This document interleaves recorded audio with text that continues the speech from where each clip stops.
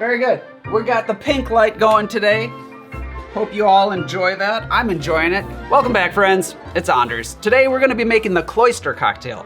This is a cocktail from the 70s. And unlike other cocktails from the 70s that are laden with orange juice, this one actually drinks more like a classic cocktail. And so for that reason, I like it. It's gin based. It's a tricky cocktail to balance, but that's what I like about it because I feel like it takes a little finesse to master this one. And there's a few fun things to talk about with the drink. I will point out that before we dive in, if you like to mix along, one of the ingredients is going to be yellow chartreuse. And I know that is hard to come by. Has been for a while. But stick around because at the end, I'm gonna explore some substitutions. And that I haven't tried yet. So maybe they will work, maybe they won't. If you're new to the channel, hit that subscribe button for more sips, tips, and recipes. And let's go make the Cloister. To the bar.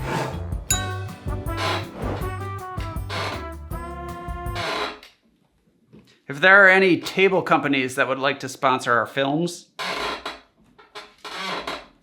my contact email is down below. You might be wondering why I'm dressed so nicely in front of such a cheap table. Well, the truth is, I'm dressed nicely to talk about today's sponsor. Tailor Store. Tailor Store has been making custom clothing for over 20 years. That's hundreds of thousands of happy customers. Everything they make is to order. Nothing is mass produced, which means there's no unnecessary inventory, which means there's less waste. That's pretty great. I got 2 shirts from Tailor Store, a dress shirt and a casual shirt. The dress shirt is the one I'm currently wearing. This, if you look closely, has a nice stripy texture, which I really like. It also gives it a little sheen. It's very classy looking. I think it looks good. I think I look sharp. I feel like a 1920s mob boss. I feel like Al Capone. I feel unstoppable. I feel dangerous, but I'm not gonna do anything other than make you a cocktail a little bit later on. I don't condone organized crime. The whole process was so easy. You go online and they've got a design tool which lets you customize every little bit of your shirt. They even asked me if I wore a watch, which I do on my left wrist. So they knew to make the left-sided cuff a little bit larger than the right, to accommodate for that. Tailor Store offers a free remake guarantee on your first garment because they care that much about you getting exactly what you want. If it doesn't fit right the first time, they'll make it again. And in fact, they made this shirt twice. They sent me one, I thought it fit pretty good, then they remade it because they wanted to be sure it fit perfectly. My other shirt is a more casual short sleeve linen shirt called Skiathos. I think it's a nice color, it's lighter weight, it's gonna be great for the warmer weather, but of course today, for you guys, I had to wear my fancy shirt. Tailor Store also owns all of their manufacturing facilities, so they can cut out the middleman, offering high quality custom clothing at a better price. Plus, you get extra savings if you click the link down below. New customers get 25% off, returning customers get 20% off. So go to tailorstore.com/Anders, get those savings and get something custom for yourself. Thank you, Tailor Store. Onto the film. All right, so the Cloister. This is a drink out of the 70s that I learned about in 2010. I remember exactly the year because I had just taken a new job and on the menu was this drink called the Cloister. I'd never heard of it before. It called for an ingredient called Yellow Chartreuse that I knew of as just sitting on the back bar and you would drink it on its own. I never knew that you would mix it into cocktails. So it's very interesting to me. And when I made it and tasted it for myself, in my head, I called this cocktail the Cluster because to me it tasted like a cluster of flavors. But it's not called the Cluster. It's called the Cloister. Now, what is a Cloister? My understanding of a Cloister is it's this covered walkway in either a monastery or a convent.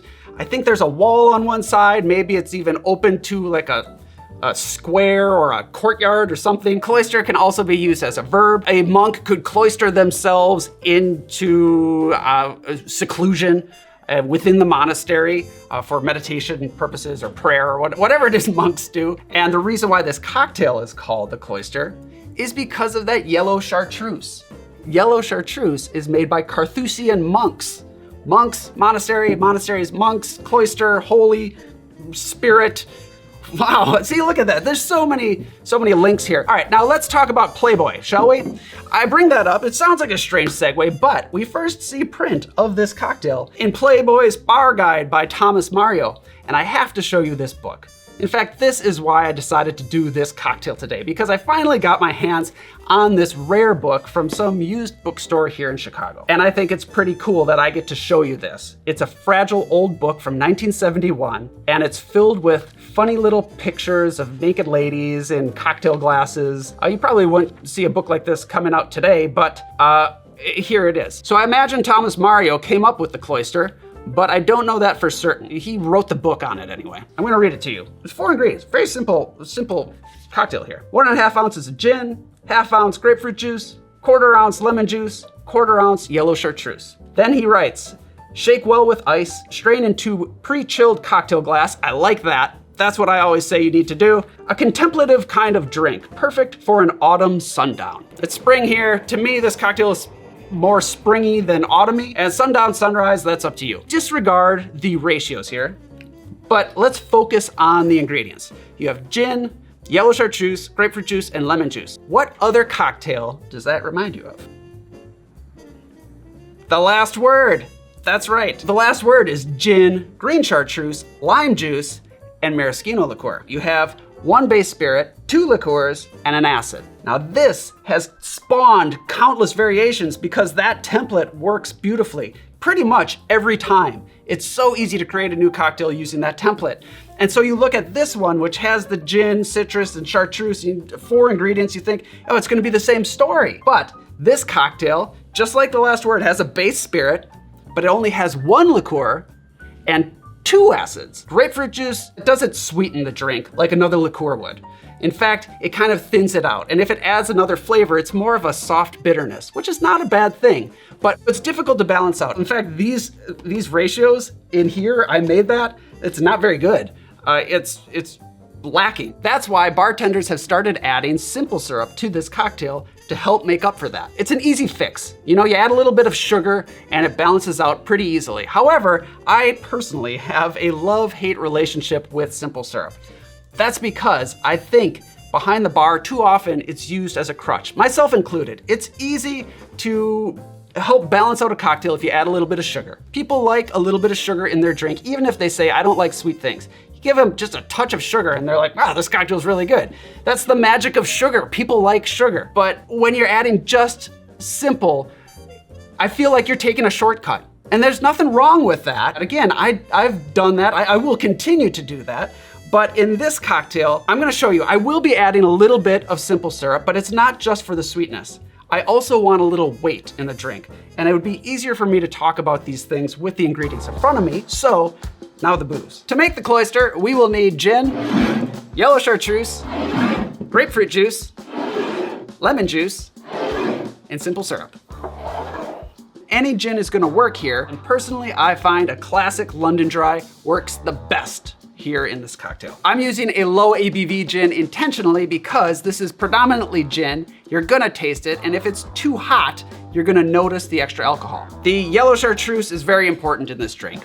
And I know, I've mentioned it earlier, it's hard to source, but we're gonna explore some other options in a moment. You could try this with green chartreuse, but the yellow chartreuse is gonna be better. Personally, I like white grapefruit juice in my cocktails. However, I have not seen a white grapefruit in a long time. So pink grapefruit juice works great too. Lemon juice, freshly squeezed. And then the simple syrup that I was hating on earlier. This is my semi-rich syrup, so it's 1.5 parts sugar to 1 part water. You could omit this. It's still gonna be balanced, but the drink is gonna be light, okay?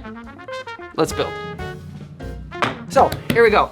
Grab a shaking tin. We're gonna shake this drink up. We're gonna serve it up. And as Thomas Mario said in his book, we want that glassware chilled. Into the shaking tin, we're gonna start with the gin. Full 1.5 ounces of gin, 1/2 ounce of yellow chartreuse, 1/2 ounce of grapefruit juice, 1/2 ounce of fresh lemon juice. Go ahead and add 1 bar spoon of the semi-rich simple syrup. We're talking about 5 milliliters of semi-rich simple syrup. A little simple syrup helps boost the sweetness of the yellow chartreuse, but we did also add more yellow chartreuse. Now this is a delicate thing because you can easily overdo the yellow chartreuse because it's a stronger flavor, but finding just the right amount of chartreuse and a touch of simple syrup to help sweeten it up is the sweet spot for me. So that's what this recipe is. Now we can add ice and shake and double strain into your chilled cocktail glass. For a garnish, we could do a couple things. Let's express some grapefruit oil across the top. You could do lemon oil as well, or you could leave it as is. Hit the sides, clean up the peel, and we can use that as a garnish. Twirly warp, the warp, the twirl, the fold, and fabulous garni. And there it is. Ladies and gentlemen, the Cloister. Cheers. Now, as I go in for a sip, you might be thinking, that looks so good, but Anders, I don't have any Yellow Chartreuse. Well, don't worry, we're gonna talk about that in just a minute. But first I'm gonna take a sip and then we'll talk about other options. Cheers.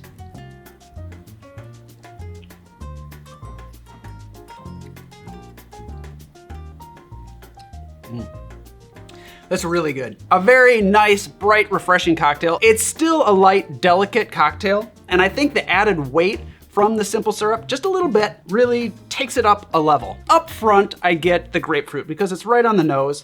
You get the brightness from the lemon juice and the grapefruit, but you do get kind of underneath it all, that yellow chartreuse and the gin. They really work together here. So this is not the cluster I remember.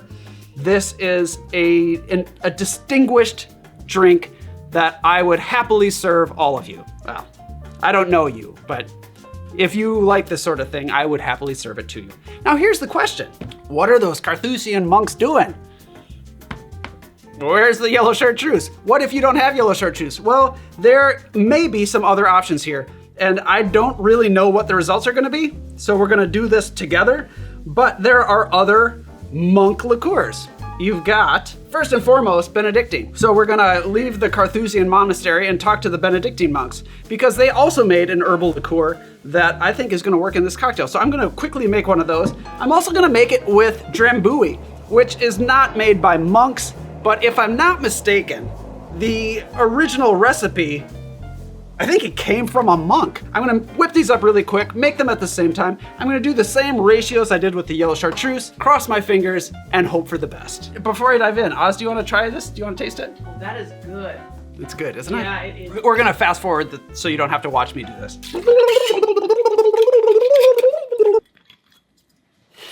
Ooh, that smells so good. I really like the smell of Drambuie. Some people say it's Drambuie. Is that right? Ooh. Drambuie. It's Drambuie and Benedictine. I say it how I say it. Benedictine, Drambuie, Yellow Chartreuse. Here we are. That's right, we're at the end of the week. You've had a hard week and all of that doesn't matter right now. Right now we're making some cocktails. Let's have a good weekend. And then it's off to next week, but right now we don't have to worry about next week. We're just gonna focus on what we're doing right now, right here, cocktails. This is the Benedictine, Drambuie. I'm not gonna make these look fancy because this is all just one big fun experiment, okay? I'm gonna start with the Benedictine. All right, let's see how it is in here. Cheers.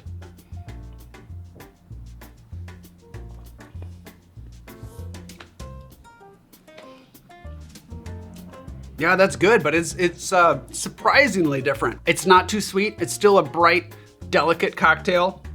The grapefruit is not as pronounced. It's good.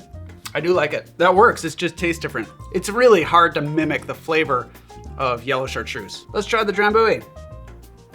Cheers.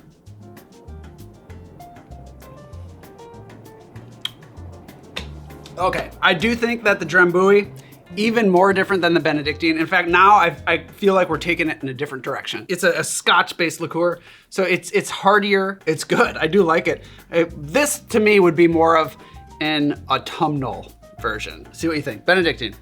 Okay. Oh yeah. Drambuie. It is good. It's good though, right? I like it. So here's the good news. If you can't find yellow chartreuse and you really want to have a Cloister for whatever reason, you can get pretty close. I would say the Benedictine is closer to the yellow chartreuse version than the Drambuie, but both of these are highly, highly enjoyable. Oz votes for the Drambuie. Oz likes a little touch of Scotch in there. I respect that. Here we are, that was fun. This is great. If you stuck around to the end, thank you so much. Don't forget your merch. We got all of this stuff there. Check it out, link down below. Sign up for the newsletter. Thank you, Tailor Store, for sponsoring today's film. Thank you for watching. I will see you next time. Cheers.